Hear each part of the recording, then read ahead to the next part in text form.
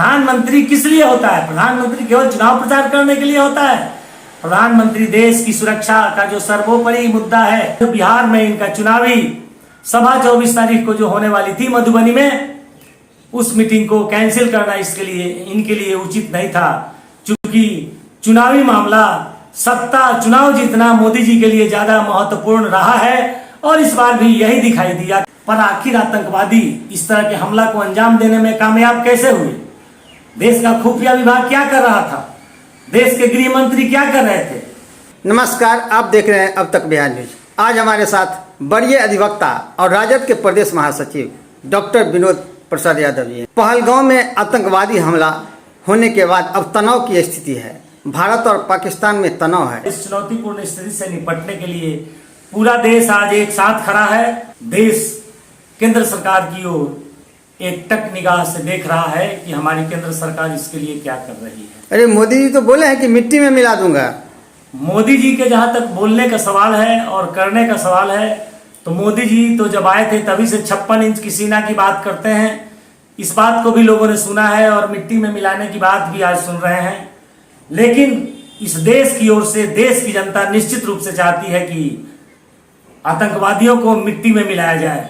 आतंकवाद को खत्म करने के लिए मोदी जी ने नोटबंदी को लाया। आतंकवाद को खत्म करने के लिए बहुत सारी बातों की चर्चा मोदी जी ने पिछले 10 वर्षों में किया, लेकिन आतंकवाद की आज क्या स्थिति है यह पूरा देश देख रहा है। और आतंकवाद को समाप्त करने के लिए मोदी जी कितना गंभीर हैं यह इस बात से पता चलता है कि जब दिल्ली में इस आतंकवादी हमले के खिलाफ केंद्र सरकार के द्वारा बुलाई गई सर्वदलीय जब बैठक हुई, तो उस बैठक से मोदी जी ने अपने आप को अलग रखा। देश की इतनी सीमा की सुरक्षा, देश के आम आवाम की सुरक्षा सर्वोपरि देश के लिए मुद्दा होता है। इस सर्वोपरि मुद्दे से किसी देश के प्रधानमंत्री का, जहां पूरा पक्ष और विपक्ष दोनों को एक साथ बैठने का मतलब है कि पूरा देश जहां बैठा हुआ हो, पूरे देश का प्रतिनिधित्व करने वाले लोग पक्ष और विपक्ष के रूप में बैठे हुए हों, वहां प्रधानमंत्री की उपस्थिति बहुत मायने रखता है। और देश की ओर से होने वाली कार्रवाई के विषय में पूरा देश प्रधानमंत्री से सुनना चाहता है, लेकिन प्रधानमंत्री ने इसे उस गंभीरता से नहीं लिया जिस गंभीरता से लिया जाना चाहिए था। और वो उस मीटिंग को रक्षा मंत्री राजनाथ सिंह जी के हवाले करके कि उसकी अध्यक्षता राजनाथ सिंह जी करेंगे और गृह मंत्री मौजूद रहेंगे और देश के जो विपक्षी दलों के नेता है उसमें बैठेंगे, विचार करेंगे, जैसे कि एक कोई बहुत खास बात नहीं है, आम बात है और आम बैठकें जैसे होती है। मोदी जी ने इस खास बैठक को आम रूप में परिणत कर दिया अपनी अनुपस्थिति से। और चिंता की बात तो तब होती है कि उस बैठक से अपने आप को अनुपस्थित करने के बाद कानपुर में होने वाली अपनी एक इंपॉर्टेंट बैठक को इन्होंने कैंसिल किया। ठीक है, वो कैंसिल होना चाहिए था, लेकिन दूसरा जो बिहार में इनका चुनावी सभा 24 तारीख को जो होने वाली थी मधुबनी में, उस मीटिंग को कैंसिल करना इनके लिए उचित नहीं था, क्योंकि चुनावी मामला सत्ता चुनाव जीतना मोदी जी के लिए ज्यादा महत्वपूर्ण रहा है और इस बार भी यही दिखाई दिया। कोरोना काल में भी हमने देखा था कि कोरोना के कारण देश में लोग मर रहे थे और मोदी जी देश के प्रधानमंत्री नहीं होकर बल्कि एक प्रचार मंत्री के रूप में बंगाल में दीदी ओ दीदी कहकर ममता बनर्जी के खिलाफ, तृणमूल कांग्रेस के खिलाफ भाजपा के लिए वोट मांग रहे थे, गोलबंदी कर रहे थे। और अब दूसरी बात, चूंकि बिहार में चुनाव होने जा रहा है, तो उस चुनावी स्थिति को देखते हुए इनके लिए बिहार का चुनाव महत्वपूर्ण हो गया है। और इस चीज को ये अवसर के रूप में हमें लगता है कि जाति से, चूंकि जाति के कारण इनका वोट प्रभावित होने की स्थिति में था, जाति से ऊपर अब धर्म को लाकर और धर्म के नाम पर वोट की गुलबंदी को कराने का बिहार में एक अवसर है। इस बात को देखते हुए ही इन्होंने बिहार की जो चुनावी सभा थी उस चुनावी सभा को सर्वोपरि माना और वहां प्रधानमंत्री की मौजूदगी हुई। उन्होंने अपना भाषण दिया। 1 मिनट का, जो शहीद हुए उनके लिए 1 मिनट का बैठकर मौन धारण करा लेना पर्याप्त था। और जो भाषण होता है मिट्टी में मिला देंगे, ये कर देंगे, वो कर देंगे, लोगों की भावनाओं का शोषण करना और शोषण करके सत्ता में बने रहना मोदी जी की पुरानी आदत है। यही काम मोदी जी ने मधुबनी में भी किया। मिट्टी में मिला देने की बात इन्होंने किया, लेकिन जहां मिट्टी में मिला देने के लिए पूरे देश के साथ बैठकर फैसला लेने का बात था, वहां ये अपने आप को गैरहाजिर समझे।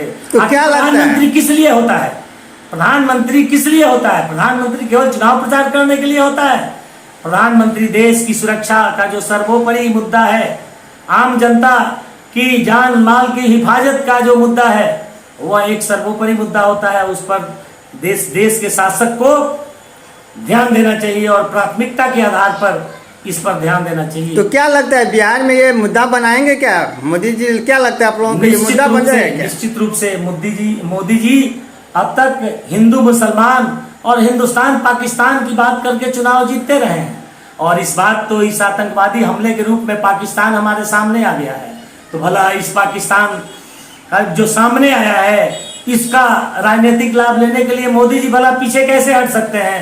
इस बात की तो कल्पना कोई भी बुद्धिजीवी कर ही नहीं सकता है कि मोदी जी इसका लाभ नहीं लेंगे। और हम समझते हैं कि बिहार का जो मुद्दा होगा, जो बिहार का चुनाव लड़ने की बात होगी, वो मोदी जी इसी पाकिस्तान हिंदुस्तान के मामले पर, आतंकवादी हमले के को धर्म के नाम पर लोगों को, जो मुस्लिम नहीं थे उनको सिर्फ मारा गया, जिसको समझा गया कि ये मुस्लिम है उसे छोड़ दिया गया। यानी हिंदू मुसलमान की जो बात अभी सामने आई है, देश की सुरक्षा में जो चूक हुई, 3 फेज का जहां व्यवस्था है, वहां पर आखिर आतंकवादी इस तरह के हमला को अंजाम देने में कामयाब कैसे हुए?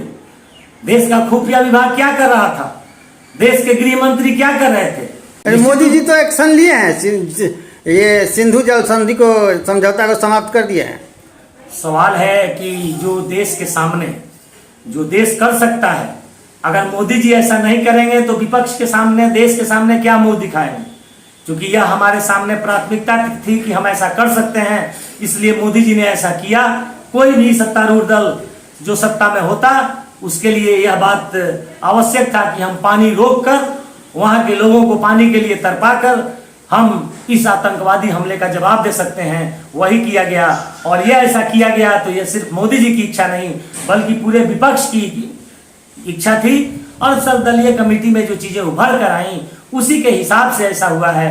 मोदी जी ने ऐसा नहीं हुआ कि विदेश से लौटते ही जो एरोड्राम पर इन्होंने मीटिंग किया, उसी मीटिंग से इन्होंने घोषणा कर दिया कि हम जो जल समझौता हुआ है उसे हम रोक कर और पानी रोक देंगे। वहां उन्होंने नहीं किया। जब सर्वदलीय बैठक हुई, उस बैठक के निर्णय के बाद देश के द्वारा ऐसा किया गया है जो किया जाना चाहिए था। इससे भी कठोर कार्रवाई निश्चित रूप से आतंकवादी हमले के खिलाफ किया जाना चाहिए था। तो जब देश में बाहरी शक्तियां हमारे देश की एकता को, अखंडता को तोड़ने के प्रयास कर रही हैं, वैसी स्थिति में चुनावी मुद्दा के रूप में सांप्रदायिक संघर्ष को राज्यों में और देश के पैमाने पर अगर हवा दी जा रही हो, तो क्या सत्तारूढ़ दल का ये सांप्रदायिक संघर्ष का जो मामला है, यह आतंकवादियों की जो देश को खंडित करने की मंशा है, उसके पक्ष में नहीं जाता है?